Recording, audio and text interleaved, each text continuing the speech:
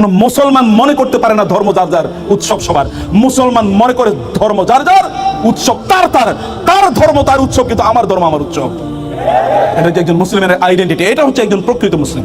অতএব একজন মডারেট মুসলিমের তার আইডিয়া, তার সেকুলারিজম, সব জায়গায় সেকুলারিজম, সেই সেকুলারিজমকে ধর্ম সব জায়গা থেকে তারা বাদ দেবে, কিন্তু তারা তাদের নিজেদের ফিলসফিকে তারা সেখানে প্রতিষ্ঠিত করবে। আল্লাহ সুবহানাহু ওয়া তাআলার কোনো স্থান নাই, কিন্তু তাদের বক্তব্যই, তাদের বিরুদ্ধে কেউ কোনো কথা বলে তার ফাঁসি হবে, আর আল্লাহর বিরুদ্ধে যদি কেউ বলে তার কিছু হয় না, হয় না এরকম?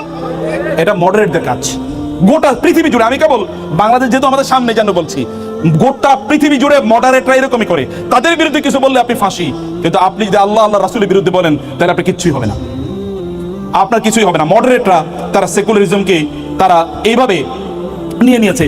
মডারেটদের সেকুলারিজমের তাদের বক্তব্য হচ্ছে যে সকল ধর্মের মর্যাদা সমান, অতএব কোন ধর্মকে আপনি বলতে পারবেন না যে এই ধর্ম বলে আমার ইসলামের এই এই জিনিসগুলো আমার ভালো লাগে। কোন মুসলমান যদি বলে ইসলামের এই এই জিনিসগুলো আমার ভালো লাগে, সাথে সাথে মুসলমান কাফের হয়ে যাবে। ইসলামের এটা ভালো লাগে মানে কি বাকি কিছু আপনার খারাপ লাগে? আল্লাহ সুবহানাহু বলেছেন ইন্নাদ দীনা ইনদাল্লাহিল ইসলাম, দিন হচ্ছে আমার কাছে ইসলাম, এর বাইরে আর কোন ধর্মই নাই। যে বলবো ওমাই ইয়াবতাগি গায়রাল ইসলামি দীনান ফালা ইউকবালা মিনহু, ইসলাম ছাড়া কোনো জিনিস কেউ যদি কোনোদিন চিন্তা করে গ্রহণের, লা ইউকবাল, that will be immediately rejected, সেটা প্রত্যাখ্যাত হবে, এটা গ্রহণই করা হবে না। এটা হচ্ছে তাদের অবস্থা। এবং তাদের হিজাব নিয়ে তাদের চুলকানি আছে, দাড়ি নিয়ে তাদের কি আছে, ভয়াবহ চুলকানি আছে, এবং তাদের চুলকানি আছে পাঞ্জাবি নিয়ে, টুপি নিয়ে তাদের চুলকানি। এবং এই কারণে এদেরকে তারা লক্ষ্য করে তাদেরকে তথাকথিত হিজাবিস্ট, তাদেরকে তথাকথিত ইসলামিস্ট, তাদেরকে মোল্লা মৌলবী অথবা অন্যান্য বিভিন্ন অভিধায় তারা অভিযুক্ত করে থাকে। এটা ওই যে তাদের যে সেকুলারিজম, তাদের যে দর্শন, এই দর্শনের কারণে তারা এই সকল কাজগুলো করে থাকে। গোটা পৃথিবী জুড়ে এগুলো তারা করে, যেখানে তারা আছে সেখানে তারা এগুলো করে থাকে। এবং আমরা দেখেছি তথাকথিত সেকুলার রাষ্ট্রগুলোতে, যে আমরা দেখেছি, আপনাকে কে যেন একজন বলছিলেন বাবরি মসজিদ ভাঙ্গিয়া তারপর এখানে কি বানাইছে, এটা কি ইসলাম অনুমোদন করে? আমরা কি কোনো জায়গায় কোনো মন্দির ভেঙে কোনো মসজিদ বানানোর কথা বলেছি? এটাকে জায়েজ? ওমর রাদিয়াল্লাহু তাআলা যখন ইসলামের কথা দেখেন, ওমর রাদিয়াল্লাহু যখন জেরুজালেমে গেলেন, জেরুজালেমের খ্রিস্টান পাদ্রীরা এসে তিনি বললেন আসরের নামাজের সময় গেছে, নামাজ পড়বো। খ্রিস্টান পাদ্রীরা দৌড়ে এসে বললেন ইয়া আমিরুল মুমিনিন, এখানে নামাজ পড়েন, এই যে আমাদের গির্জায়। তিনি বলেন না, বলে কি আমাদের গির্জায় নামাজ পড়া জায়েজ নেই আপনার জন্য? এটা কি অপবিত্র? বলেন না না, তা না। তাহলে কেন? তিনি বলেন এই জন্য আমি নামাজ পড়ি না, যদি আমি নামাজ পড়ি পরবর্তী প্রজন্ম এসে বলবে এই জায়গায় যেহেতু ওমর নামাজ পড়েছে অতএব এটা মসজিদ হয়ে যাবে, কোন গির্জা মসজিদে রূপান্তরিত হবে। এটা লোকেরা এভিডেন্স হিসেবে দেখাবে যেহেতু ওমর নামাজ পড়েছে, এই কারণে আমি এখানে নামাজ আদায় করতে পারি, আমি অন্য জায়গায় নামাজ আদায় করি। বিস্মিত হয়ে গেছে লোকেরা ইসলামের সৌন্দর্য দেখে, এই সৌন্দর্য দেখে লোকেরা ইসলাম গ্রহণ করেছে। আমরা কথা বলি না, কিন্তু আপনারা তথাকথিত সেকুলারিজমের নামে আপনার মসজিদগুলো বন্ধ করে দেবেন। এমনকি আমাদের দেশে এরকম হয়েছে, আপনারা জানেন ফজরের নামাজে, আপনারা শুনেছেন না ঢাকা বিশ্ববিদ্যালয়ের একটা ছেলে 6 মাস বাথরুমে ফজরের নামাজ আদায় করছে। 6 মাস বাথরুমে কি ফজরের নামাজ আদায় করছে। এগুলো বিভিন্ন ভাবে আরো কত ঘটনা ঘটেছে, আমরা জানি, আমরা সেখানে ছিলাম যেহেতু আমরা এগুলো দেখেছি কিভাবে এটা হয়েছে।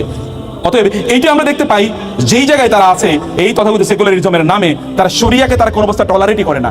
শরিয়া তাদের কাছে কি, তাদের কাছে প্রত্যাখ্যাত। শরিয়ার কোনো আলোচনা করতে পারবেন না, শরিয়ার কোনো আইনি আলোচনা করতে পারবেন না। এমনকি এই সেকুলারিজম বা ইত্যাদির নামে, তথাকথিত ডেমোক্রেসি ইত্যাদির নামে তারা কি করেছে, এখানে শরিয়া যে আইন আছে এই আইনগুলোকে তারা প্রত্যাখ্যান করে। আমাদের দেশের রাষ্ট্রপ্রধান পর্যন্ত বলেছে নারী এবং পুরুষের উত্তরাধিকারে এখানে পার্থক্য থাকবে কেন, এখন থেকে নারী এবং পুরুষরা তারা সমান অধিকার পাবে। যদি কোনো মুসলমান এটা বলে তাহলে সে কি মুসলমান থাকে? অসম্ভব। সূরা নিসা পড়ে দেখেন, ফরিদাতাম মিনাল্লাহ, আল্লাহ সুবহানাহু বলেছেন ইউসিকুমুল্লাহ, আল্লাহ তাআলা তোমাদেরকে এই ব্যাপারে নির্দেশ প্রদান করছেন। এটা আল্লাহর নির্দেশ। কার এতটা স্পর্ধা যে আল্লাহর নির্দেশকে সে অমান্য করে এবং বলে যে সমান অধিকার এবং আইনও করে ফেলেছে? ব্যাপারে এটা কিভাবে সম্ভব? এটা কোনো মুসলমান কিভাবে করে? আল্লাহ সুবহানাহু যে বেশি বুঝে ফেলছে, সে মনে করছে আল্লাহ মনে হয় বুঝে নাই, এই কারণে আমি একটু ভালো বুঝছি আল্লাহর চেয়ে, অথবা আমি এটাকে দিয়ে দিলাম। আল্লাহ সুবহানাহু ওয়া তাআলা নারীদের এবং পুরুষদের, আমার বোনেরা আছেন, আমার 3 মেয়ে এবং 1 ছেলে, আমার বাপের 4 মেয়ে এবং আমি 1 ছেলে, অথবা আমার ঘরে কেবল মহিলারা আছে, আমার মা আছে, আমার স্ত্রী আছে, আমার 3 মেয়ে, আমার 4 বোন, আর আমরা ছেলে আছি 2টা, আমি এবং আমার ছেলে, আর কেউ নেই পুরুষ। নারীদেরকে আমাদের চেয়ে বেশি শ্রদ্ধা কেউ করে না। রাসূলের ঘরে কজন নারী ছিলেন বলেন তো?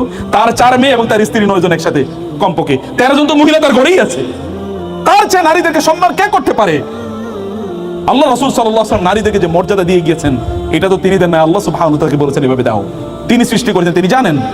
যখন এই যে পুরুষরা, আপনাদেরকে ম্যাথমেটিক্স এর গল্প বলি, বাবা মারা গেছে, 3 লাখ টাকা রেখে গেছে, বোন এবং ভাই আছে। এবার বোন পাবে 1 লাখ আর ভাই পাবে কয় লাখ? 2 লাখ। ডিসক্রিমিনেশন তো বটেই, অবশ্যই ডিসক্রিমিনেশন, কারণ তার 2 লাখ দেড় হওয়ার কথা ছিল। এবার আসেন গল্পে, এবার ছেলেরা বিয়ে করবে, বিয়ে করার সময় সে একটা মেয়েরে বিয়ে করে নিয়ে আসবে, ওই মেয়েরে কয় লাখ টাকা দেবে, 1 লাখ টাকা দেবে মহারানা, আছে আর কত 1 লাখ। ওই মহিলারে আনার জন্য ঘরে ফার্নিচার কেনা লাগবে না, ফার্নিচার কিনছে, আর আছে কত 1 পয়সাও নাই, মনে মাঝে মাঝে আবার তাকে ধারও করতে হবে, এই পাইছে 2 লাখ 1 টাকাও নাই।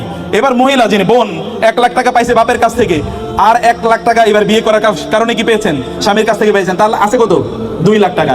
এর ধরেন কত যদি 2 লাখ টাকা ইনভেস্ট করে 10 বছর পরে দেখা যাবে এটা 20 লাখ টাকা হয়েছে। আর এই 10 বছরে এই ছেলে অর্থাৎ ভাই কেবলমাত্র সংসারের ঘানি টেনে যাচ্ছে, সারাদিন কাজ করে যেন ওই বাসায় যারা আছে তারা যেন রাজা রানীর মতো যেন, অথবা রানীর মতো রাজকন্যার মতো যেন তারা থাকতে পারে। আল্লাহ সুবহানাহু তাদেরকে দিয়েছেন এই মর্যাদা, আর এরা তাকে নামে আনতে চায় কোথায়? আল্লাহর বিরুদ্ধে তারা এরকম বিদ্রোহ তারা করে, তথাকথিত তাদের সেই আইডিয়াগুলোকে তারা সেখানে প্রতিষ্ঠা করার জন্য, এবং তারা ডেমোক্রেসিকে তারা গ্লোরিফাই করে। ডেমোক্রেসি বা তথাকথিত গণতন্ত্র এটা হচ্ছে তাদের কাছে পূজার জিনিস, এবং এটা রাতের নির্বাচন হোক আর দিনের নির্বাচন হোক, আর তুমি আর আমি দুইজন মিলা ডামি, এইরকম নামের জিনিস মিলিয়া ঝিলিয়া তারা বিভিন্ন কিছু করে, তারা ওই তথাকথিত স্বৈরতন্ত্র পরিচালনা করার জন্য তথাকথিত ডেমোক্রেটিক জিনিসগুলোকে তারা কেবল আওড়াতেই থাকবে। কিন্তু ইসলামের কথাবার্তা বলেন নো ওয়ে নো ওয়ে, খেলাফতের কথা বলবেন no way no way, Islamic political সিস্টেমের কথা বলবেন নো ওয়ে, এগুলো সব জঙ্গিতন্ত্র অথবা এগুলো কি মিলিটেন্সি ইত্যাদি নাম নিয়ে তারা বলবে। তাদের আইনের চেয়ে তারা আল্লাহ সুবহানাহু ওয়া তাআলার আইনের চেয়ে তাদের আইনকে তারা অনেক বড় মনে করে। আমরা বলছি ডেমোক্রেসির মাধ্যমে দুর্বৃত্তরা, ডাকাতরা, নর্তকীরা, গায়িকারা, নায়িকারা তারা পর্যন্ত পার্লামেন্টে গিয়ে এই সভ্য মুসলমানদের ইউনিভার্সিটির শিক্ষকদের, অক্সফোর্ড, হার্ভার্ড, মদিনা ইউনিভার্সিটি থেকে যারা পিএইচডি করে এসেছে তাদের জন্য ওরা আইন বানায়। ও আইন শব্দটা লিখতে পারে না, ও গান গাইতে আপনার পার্লামেন্টে গিয়ে এই গান গাওয়ার জন্য আমরা তাকে নির্বাচন করেছি। এই হচ্ছে ডেমোক্রেসি, তথাকথিত ডেমোক্রেসির প্রবলেম। এটা ডেমোক্রেসির মাধ্যমে এই বস্তা পচা মালগুলো পর্যন্ত এখানে চলে যায়। কিন্তু আপনি যদি ইসলামিক পলিটিক্যাল সিস্টেমের কথা বলেন তাহলে দিনদার অথবা যোগ্য মানুষ ছাড়া নির্বাচনে আসতে পারে না। এই কারণে তাদের গাত্রদাহ, নাহলে দুর্বৃত্তরা তো এখানে আসতে পারবে না। দুর্বৃত্তদেরকে ওইখানে আসার রাস্তা করে দেয় ওদের বস্তা পচা ডেমোক্রেসি। অথবা ডাকাতগুলো এখানে চলে আসে, ডাকাতদের কাজ হচ্ছে এখানে 1000 কোটি টাকা লুট করা। গতকাল আপনারা দেখেছেন সমবায় ব্যাংকের একটা ব্যাংক, আমার ওয়াইফের আমি দেখাচ্ছিলাম, ওই ব্যাংকের 12,000 ভরি স্বর্ণ ওদের এক ডাকাত মেরে নিয়ে গেছে। আর কোন ব্যাংকের জন্য দেখলাম ওইখানে বাংলাদেশ ব্যাংকে তো বোল্ট থেকে সব স্বর্ণ চুরি হয়ে গেছে, এবং স্বর্ণ নিয়ে ওইখানে ইমিটেশন মানে যে ওই যে আপনার ফেক জিনিস ওইখানে রেখে দিয়েছে। চিন্তা করা যায়, এরা গেছে হলো আপনার পার্লামেন্টে। দুর্বৃত্তরা পার্লামেন্টে ইসলামিক পলিটিক্যাল সিস্টেমে যেতে পারবে? অসম্ভব। এই কারণে তারা এগুলোকে তারা কোনো অবস্থায় টলারেট করে না। অতএব তাদের কাছে সেকুলারিজম এবং তাদের কাছে তথাকথিত ডেমোক্রেসি, মডারেট মুসলমানদের খুবই প্রিয় জিনিস।